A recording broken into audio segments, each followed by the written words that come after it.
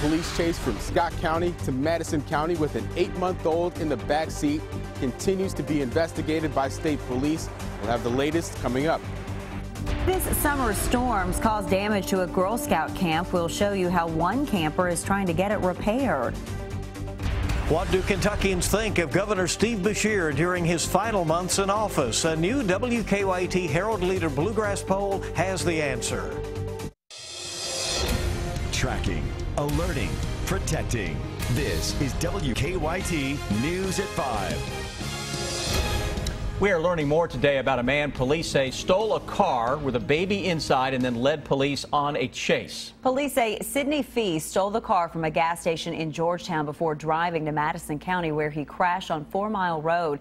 He took his own life a short time later. WKYT Sam Smith talked to one of Fee's former co-workers who calls the situation shocking. It's our top story at 5. Kentucky State Police are continuing to investigate the death of Sidney Fee following that chase from Scott County to Madison County. Police say it was at this gas station in Georgetown where they say Fee stole a vehicle from a woman with her 8-month-old daughter in the back seat. The mother was inside the store at the time.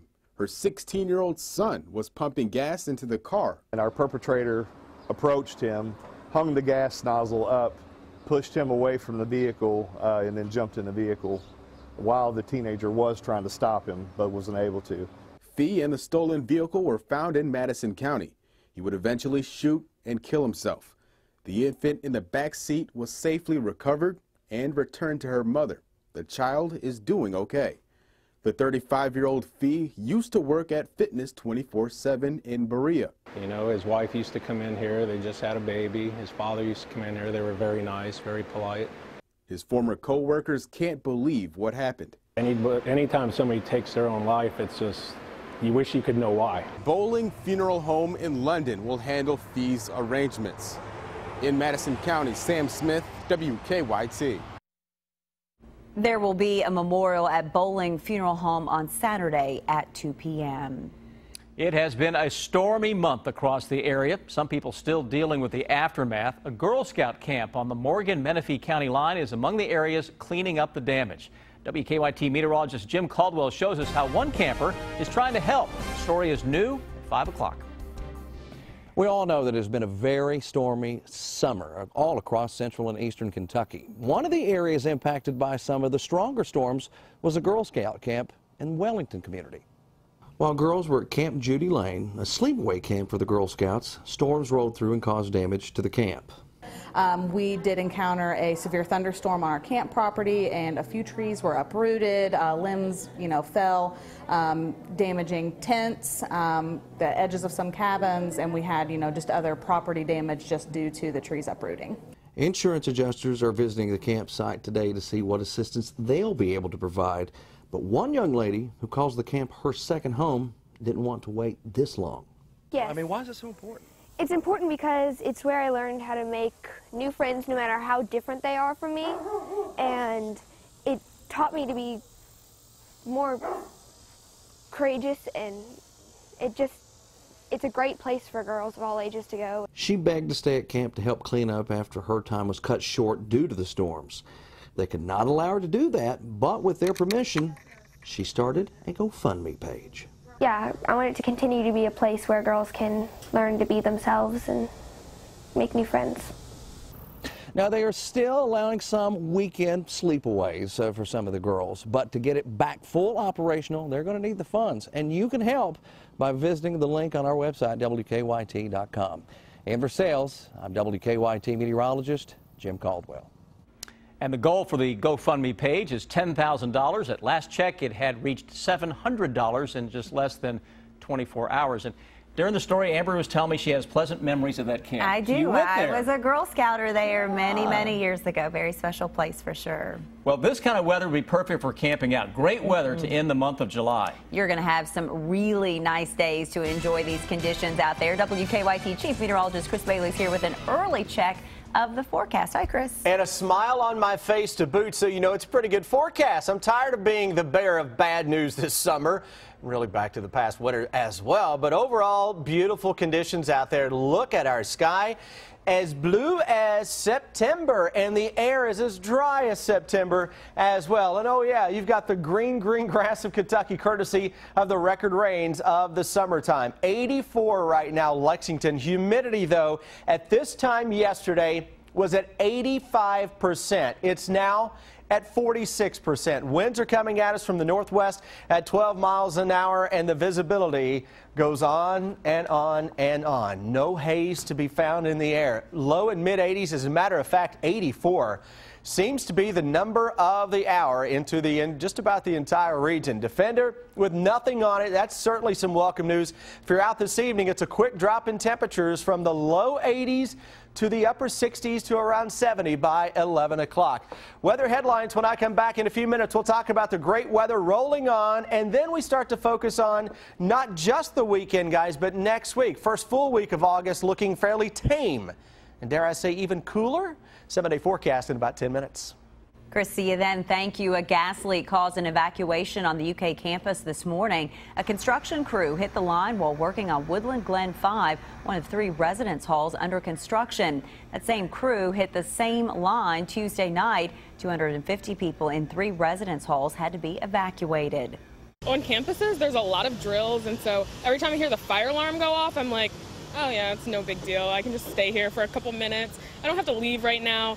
And if I did stay any longer, I could have been, inhaling gas for a while.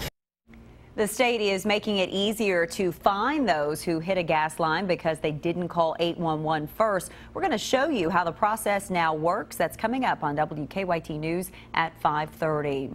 A not guilty plea today from a University of Cincinnati police officer. Ray Tensing is charged with murder for the shooting death of Samuel DuBose during a traffic stop earlier this month. Tensing's attorney says DuBose's car dragged the officer, but prosecutors say body camera video shows that's not true. DuBose's sister says he would never have tried to hurt Tensing. Sam is loving.